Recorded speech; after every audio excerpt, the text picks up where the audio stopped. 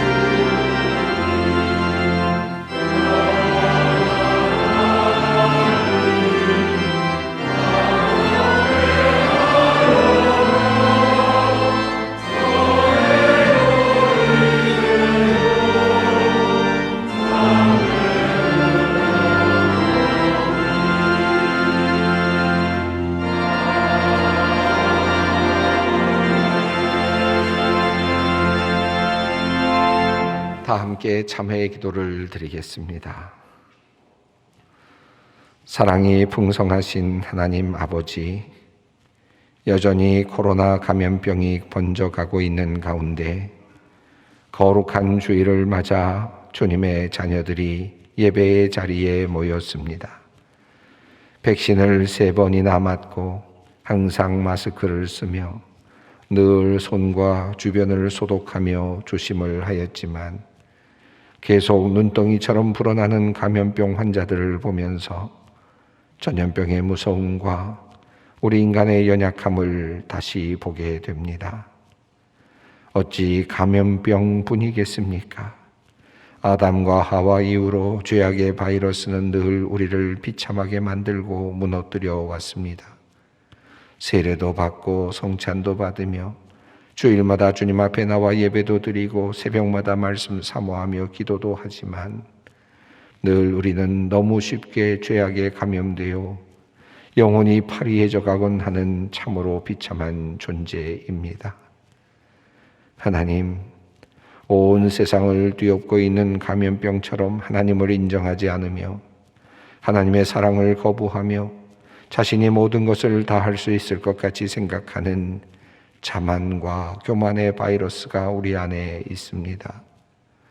결국은 흙으로 돌아갈 인생임에도 영원히 살 것처럼 죽음도 있고 죽음 후에 있을 하나님의 심판도 잊은 채 살아가는 우리를 불쌍히 여겨 주시옵소서.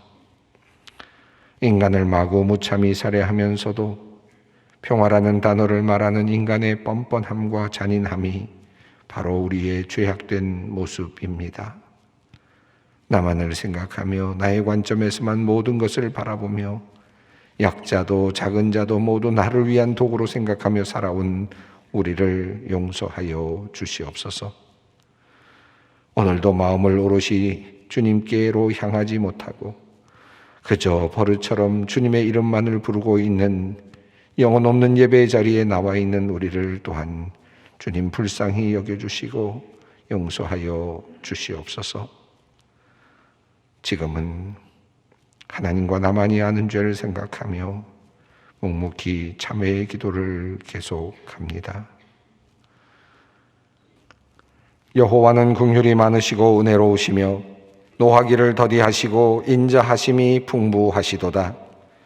아버지가 자식을 긍휼히 여김같이 여호와께서는 자기를 경외하는 자를 긍휼히 여기시나니 이는 그가 우리의 체질을 아시며 우리가 단지 먼지뿐임을 기억하심이로다.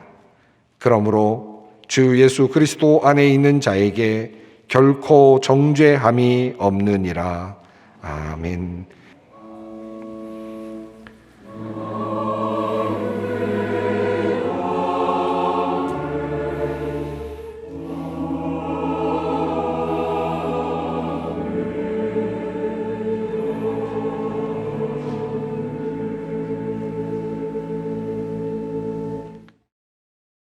오늘 우리에게 주시는 하나님의 말씀은 구약성경 이사야서 44장 21절로 23절 말씀입니다. 이사야 44장 21절로 23절 말씀입니다.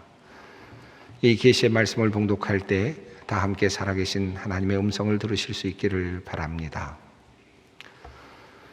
야곱아, 이스라엘아, 이 일을 기억하라. 너는 내 종이니라. 내가 너를 지었으니 너는 내 종이니라. 이스라엘아, 너는 나에게 잊혀지지 아니하리라. 내가 내 허물을 빽빽한 구름같이 내 죄를 안개같이 없이 하였으니 너는 내게로 돌아오라. 내가 너를 구속하였음이니라. 여호와께서 이 일을 행하셨으니 하늘아 노래할지어다. 땅의 깊은 곳들아 높이 부를지어다. 산들아 숲과 그 가운데 모든 나무들아 소리내어 노래할지어다. 여호와께서 야곱을 구속하셨으니 이스라엘 중에 자기의 영광을 나타내실 것임이로다. 아멘. 지금은 침례교 목사이면서 또 백석예술대학교에서 교수로 활동하고 계시는 하덕규라고 하는 분이 있습니다. 아마 여러분 중에 그 이름을 알고 계시는 분들이 꽤 많이 계실 것입니다. 시인과 촌장이라는 이름으로 함춘호 씨와 더불어서 1980년대에 활동하셨던 가수입니다.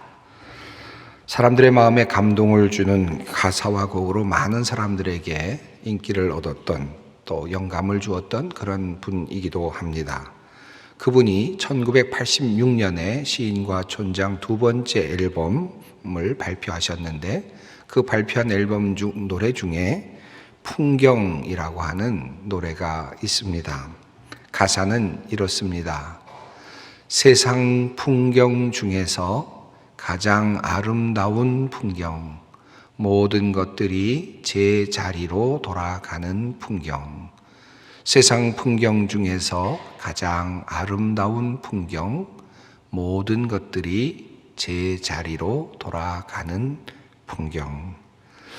사실은 제법 짧은 가사인데요. 생각할수록 또 마음에 감동을 주고 또 전곡을 찌르는 그런 가사입니다. 세상 풍경 중에서 가장 아름다운 풍경이 무엇인가? 그것은 바로 모든 것이 제 자리를 찾아서 돌아가는 풍경이다 라는 그러한 노랫말입니다. 한마디로 모든 것이 제 자리에 있을 때 아름답다 라는 그런 뜻이기도 하겠습니다.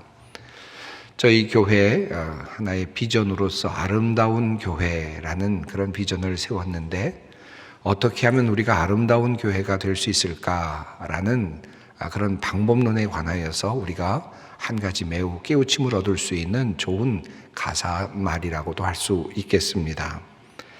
모든 것이 제자리에 있을 때 아름답습니다. 언젠가 저는 이 아름다움에 대한 말씀을 증거하면서 밥풀이 밥그릇에 있을 때에는 아름답지만 그러나 밥풀이 머리카락에 붙어 있으면 아름답지 못하다라는 말씀을 드린 적이 있습니다. 모두 다 제 자리에 있을 때 아름답습니다. 저는 그때 그 말씀을 증거하면서 목사는 목사로서의 자리를 지킬 때, 장로님은 장로님의 자리를 지키고 권사님은 권사님의 자리를 지킬 수 있을 때 우리는 아름다운 교회를 만들 수 있다라고 말씀을 드렸고, 아내는 아내로서의 자리를 지킬 때, 남편은 남편으로서의 자리를 지킬 때 우리는 아름다운 가정을 만들어낼 수 있다고 말씀드렸습니다. 군인은 군인으로서, 학자는 학자로서 자기의 소임을 당할 때에 자신의 자리를 지켜낼 수 있을 때 아름다운 사회, 아름다운 국가를 만들어낼 수 있다고 말씀을 드렸습니다. 설교를 들으신 적이 없다고 생각이 되시는 분이나 잊어버리신 분들은 여러분은 성도로서 제자리에 계시는 것이니까 크게 걱정하지는 않으셔도 되겠습니다. 이 제자리라는 말은 두 가지 의미가 있지 않습니까? 첫째는 항상 발전이 없는 상태를 의미하기도 하고요. 그래서 제자리 걸음이라는 표현도 있지 않습니까? 그러나 또 한편으로는 우리가 마땅히 있어야 할 그 자리를 또 말하기도 하지요. 오늘 여러분과 함께 이야기를 나누고 있는 것은 바로 우리가 마땅히 있어야 할 그 자리가 되겠습니다. 우리가 마땅히 있어야 할 그 자리에 우리가 있어야 된다라는 그런 말씀이죠. 제가 지난번 설교를 통해서 말씀드렸던 부분들은 다분히 실천적인 그런 내용이었습니다. 또 생활의 규범과도 같은 그런 적용에 관련된 그런 면이었다고 할 수 있겠습니다. 우리의 삶 속에서, 교회 생활 속에서 나의 자리를 찾아서 그곳에서 성실하게 책임을 다하는 사람들이 됩시다. 그럴 때 우리 교회는, 우리 사회는, 우리 가정은 아름다운 그런 공동체가 될 것입니다 라는 그런 말씀을 드렸죠.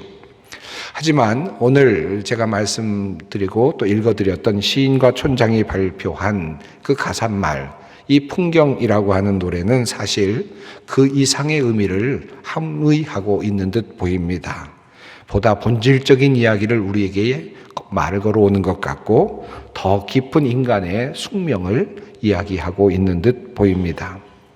큰 깨달음을 전하고 있는 듯 보이는 가사말입니다. 세상에서 가장 아름다운 풍경은 모든 것이 제 자리를 찾아서 제 자리로 돌아가는 풍경이다. 마치 이 가사말은 우리들에게 이렇게 말을 하는 것 같습니다. 내 자리로 돌아가렴. 내 자리가 정말 내가 있어야 할 자리인지 다시 한번 살펴보렴. 그리고 만약 내 자리가 그 자리가 아니라고 생각한다면 너의 원래 자리로 돌아가렴. 그렇게 말을 거는 듯 보입니다. 내 자리로 돌아갈 때 너는 진정 행복하게 될 것이야. 내 자리를 찾게 될 때 너는 정말 아름다운 모습을 보여줄 수 있을 거야 라고 우리에게 말하고 있는 듯 보입니다. 마치 인생을 정말 인생답게 아름답게 살 수 있는 비결, 그 답을 우리에게 제시하는 것 같은 그런 느낌의 가사 노랫말이라고 할 수 있겠습니다. 그런데 훗날 이 하덕규 목사는 이 노래에 대하여 평가하면서 사실 이 노래는 자기 자신이 진정한 깨달음을 얻지 못했을 때, 또 하나님을 만나지 못했을 때 지었던 노래이고 불렀던 노래라고 그렇게 이야기를 하고 회고했습니다. 세상에서 가장 아름다운 풍경은 모든 것이 제 자리를 찾아 돌아가는 풍경이다. 이 노래를 부르면서 그는 방황하고 있었다라고 그는 고백합니다. 그러면서 노래를 부르면서 그는 이렇게 자기 자신 안에서 질문을 던지고 있었다는 것입니다. 모든 것이 제 자리를 찾아 돌아가는 것이 참 아름다운 풍경인데 과연 나의 자리는 어디인가? 나는 어디로 가고 있다는 말인가? 내가 가야 할 곳은 어디인가? 나의 종착역은 어디인가? 라고 하는 질문을 끊임없이 던지면서 그렇게 방황하며 그 노래를 부르고 있었다는 말씀입니다. 세상의 원리를 찾은 것 같았는데 그럼에도 불구하고 풀리지 않는 자신의 문제를 그는 사실은 노래하고 있었다고 고백했습니다. 그는 이 노래를 통해서 지혜를 얻은 듯 해안을 가진 듯 그렇게 노래하고 있었지만 나에게 있어서 마땅히 있어야 할 자리는 어디인가를 계속해서 물어가면서 그렇게 방황하며 노래를 부르고 있었다고 말합니다. 사실 그는 깊은 고뇌와 당시 방황 가운데 있었던 것 같습니다. 1981년 시인과 촌장으로 데뷔해서 포크 음악의 선두주자로 그렇게 이름을 날리고 있었지만, 그래서 유명한 대중가요 가수로 큰 인기를 얻고 있었지만 그 속에 깃든 공허함과 우울증을 이겨내기 위해서 그는 술과 그리고 대마초를 찾으며 그렇게 살아가고 있었던 중이었습니다. 가장 아름다운 풍경, 그 모든 것은 제자리를 찾아 돌아가는 풍경이다. 그렇게 그 지혜로운 노래를, 지혜의 노래를 부르고 있었지만 그는 사실 그 당시에 있어서는 안 되는 자리, 제자리를 찾지 못한 그 자리에서 그렇게 방황하고 있었다는 말씀입니다.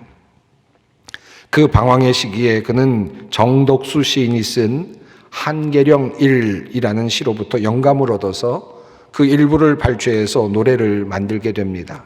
그 노래를 1985년 양희은 씨가 발표를 하게 됩니다. 그 노래의 제목이 한계령이라는 노래입니다. 갑자기 가요사를 제가 말씀드리는 것 같아서. 그 내용은 이렇습니다. 저 산은 내게 우지 마라 우지 마라 하고 발 아래 젖은 계곡 첩첩산중 저 산은 내게 잊으라 잊어버리라 하고 내 가슴을 쓸어내리네.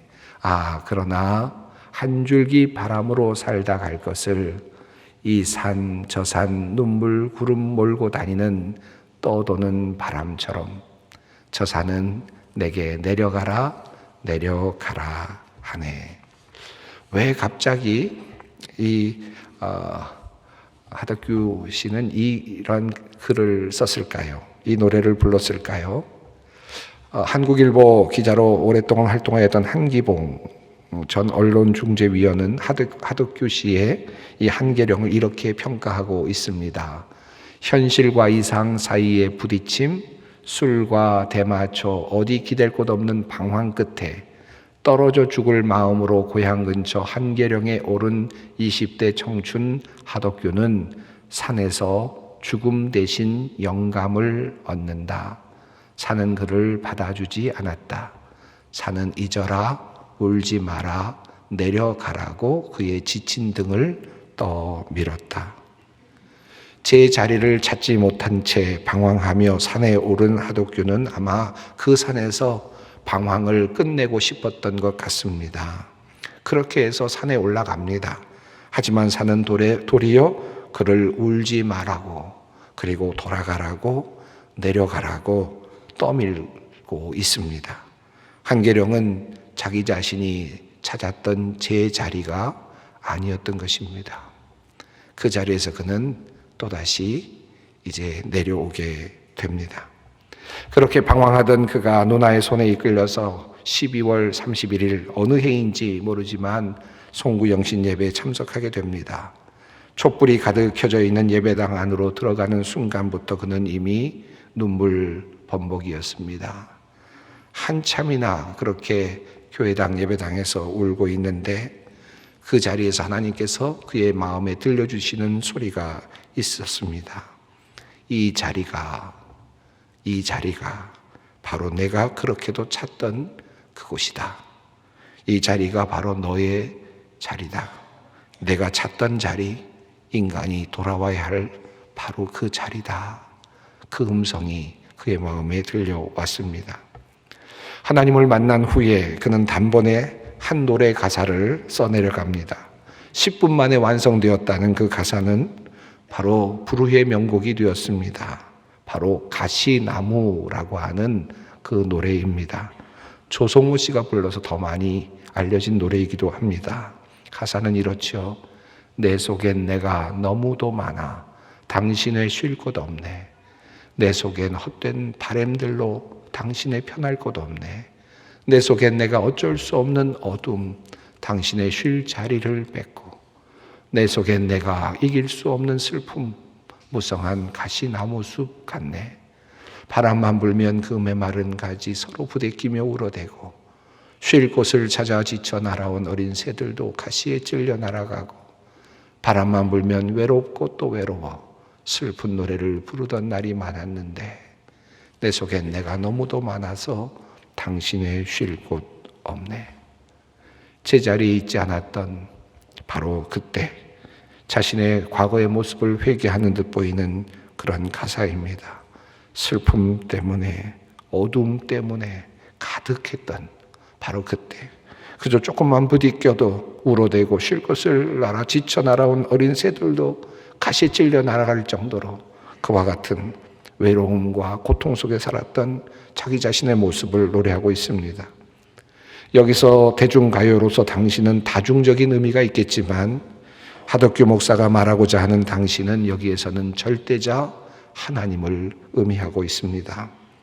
하나님께서 들어오실 자리를 만들지 못하고 있었던 자신의 삶을 바라보면서 제자리에 있지 않았던 자기 자신의 모습을 회개하는 그런 노래입니다. 그는 이후에 종종 풍경이라는 노래를 부를 때마다 마지막 부분의 문장에 추가해서 노래를 부르곤 합니다. 세상 풍경 중에서 가장 아름다운 풍경, 모든 것들이 제 자리로 돌아가는 풍경, 내 아버지께 돌아오는 풍경. 얼마 전에 하덕규 목사님을 이 예배당으로 초청해서 이곳에서 풍경 노래를 한번 불러달라고 제가 부탁을 했습니다. 그랬더니 참 놀라운 말씀을 하셨습니다. 사실 제가 회심한 이후에 수요 예배, 소망교회 수요 예배 여러 번 와서 저 뒷자리에 홀로 앉아서 울며 기도를 많이 했습니다. 이 예배당이 저에게는 아버지께 돌아오는 바로 그 자리였습니다. 그런데 그랬던 이 예배당에 와서 풍경 노래를 부르라고 하시니 정말 뜻깊고 하나님의 섭리를 느낍니다. 라고 그렇게 고백하시는 말씀을 제가 들었습니다. 이미 여러분 오늘 제 설교가 조금 다른 형식을 띠고 있다는 사실을 아셨겠지만 오늘 기왕에 이렇게 된 김에 여러분 한번 우리 하덕규 목사님의 풍경이라는 노래 한번 들어보면 어떨까요? 한번 들어보겠습니다.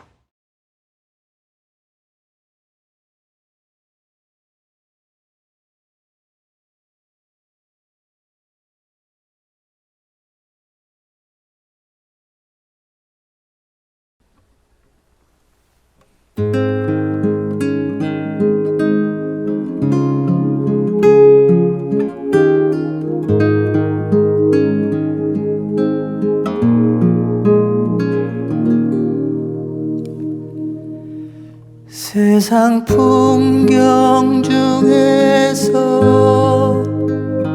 제일 아름다운 풍경, 모든 것들이 제자리로 돌아가는 풍경, 세상 풍경 중에서 제일 아름다운 풍경, 모든 것들이 제자리로 돌아오는 풍경.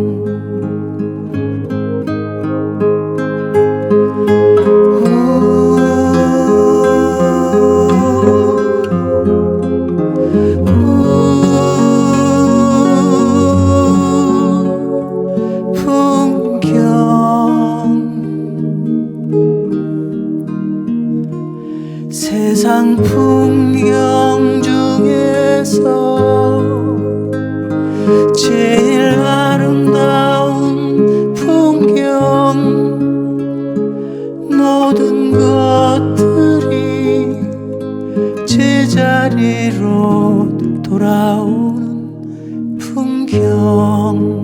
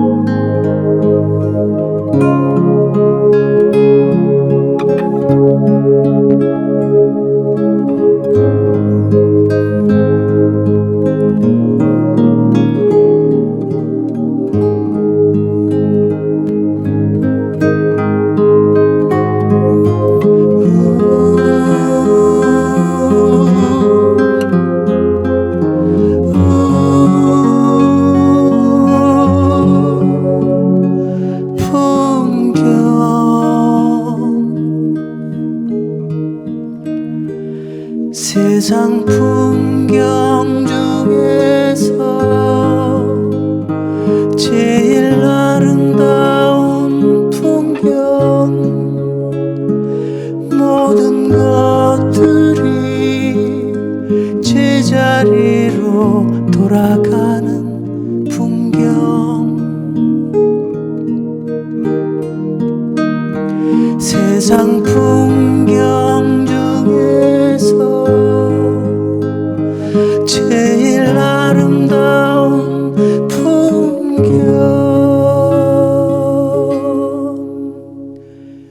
모든 것들이 제자리로 돌아오는 풍경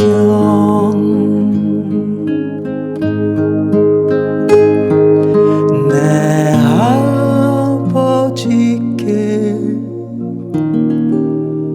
돌아오는 풍경